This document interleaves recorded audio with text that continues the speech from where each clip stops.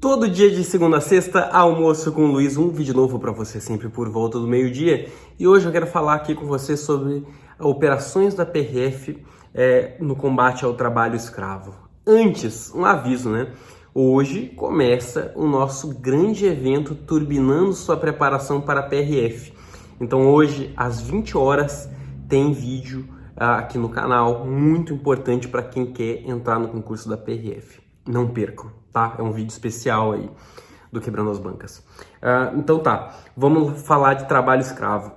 Quem me acompanha no Instagram, eu fiz lá umas postagens contando algumas histórias, inclusive do Cabeça Branca, né? Não sei se vocês leram, falando sobre operações do combate ao trabalho escravo. Foi uma das primeiras operações, ou a primeira, acho que foi a primeira operação que eu participei pela PRF, né? Uma missão, foi muito massa.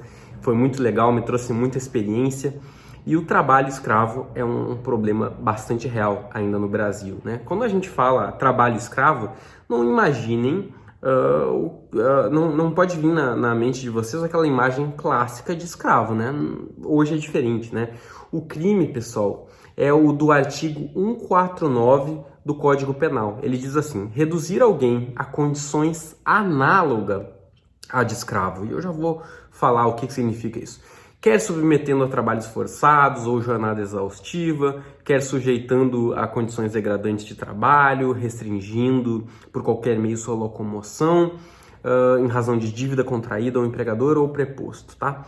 Reclusão de 2 a 8 anos e multa, tá? Além da correspondência à pena de violência, se tiver violência, né? E depois tem algumas agravantes, mas o crime basicamente é esse, tá? E é um crime muito grave.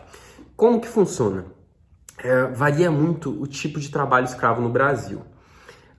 Tem, por exemplo, em regiões metropolitanas também tem esse tipo de crime, né? Reduzir uma pessoa à condição de escravo é comum, por exemplo, comum não, né? Mas teve operações aí da polícia encontrando trabalhadores em condições análogas de escravo em manufaturas de roupas, né? Fábricas de roupas no subsolo de prédios, né? Às vezes utilizando estrangeiros bolivianos, né? Venezuelanos, e daí aí dão em troca, né? de um salário muito abaixo ao salário normal, né, de alguém que tem a carteira assinada. Como a pessoa está numa condição de vida ruim, ela aceita essa condição, né? Aí às vezes o cara ganha lá R$300 e uma cesta básica e, enfim, vai trabalhar num local onde às vezes não pode nem ir ao banheiro, às vezes não tem direito nem a beber água e num regime de trabalho muito superior ao normal, né? E a pessoa acaba aceitando, tá? Isso já é reduzir a pessoa a uma condição análoga de escrava. Essa operação que eu participei, né, foram em fazendas, aí é um pouco diferente, tá? É um pouco diferente, às vezes até um pouco mais grave. Pegam pessoas, tá, em condições de pobreza e trazem elas, às vezes, de outros estados, né? Traz, às vezes, o cara lá do rincão, do sertão, né? Traz ela para fazenda, o cara aceita e aí o empregador, né, fala assim, ó, eu vou te levar para lá, vou te dar uniforme, vou te dar comida, mas isso tem um custo, tá? Você vai ter salário, mas tem um custo. Primeiro vai ter que pagar o custo, né? O custo da viagem. Aí, obviamente, o cara diz que o custo da viagem foi um valor muito alto, dá um uniformezinho, né, equipamentos de trabalho, que na verdade ele teria que obrigatoriamente já disponibilizar isso. Ele coloca isso como se fosse, né, um benefício. Eu tô te dando aqui uma enxada para você trabalhar para mim, né? Tô te dando aqui um local para você dormir. Veja só, nem aluguel vai gastar. Eu vou te dar aqui um local para dormir, comida, né? E vou te trazer, vou pagar suas passagens. Aí o cara fica lá, às vezes, né, com essa dívida, né, 1 ano, 2 anos de dívida, e o salário dele não cobre a dívida, né? Dá um salário muito baixo. R$300, né, R$400, só que a moradia, né, às vezes a moradia e a alimentação dá quase que empata. Então o cara fica ali sem poder sair, né, ele não pode sair enquanto não quitar a dívida, e se ele sair, cara, vai ter um jagunço lá, armado, né, ele sabe, o trabalhador sabe, vai ter um jagunço armado para impedir que ele saia. Mas se por acaso, ainda assim, ele conseguir sair, Cara, essas fazendas, normalmente, elas ficam em locais de difícil acesso, né? Locais onde um carro que não seja 4x4, e às vezes até um 4x4, enfrenta dificuldades, né? Não vai ter ônibus, transporte, ele vai ter que caminhar por muito tempo em regiões aí de difícil acesso, se conseguir fugir, né? Então, são pessoas que ficam realmente numa situação muito complicada, e a PRF, né, a pedido do MPF, do MPT, dos fiscais do trabalho, a PRF colabora nesse tipo de operação, né? E eu participei de uma operação dessas, foram várias fazendas, e cara, ali eu aprendi muito, né? Aprendi muito. Por que a polícia participa, Luiz? Porque tem risco, né? Tem risco.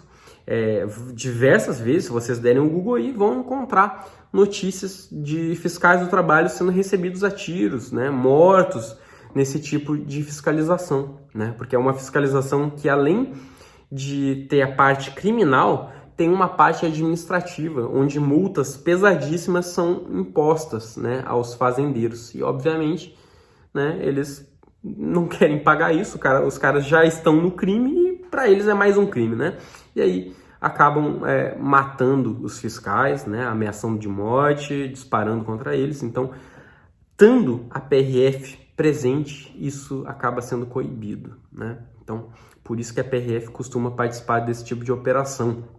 Ah, Luiz, mas por que não chama as polícias locais?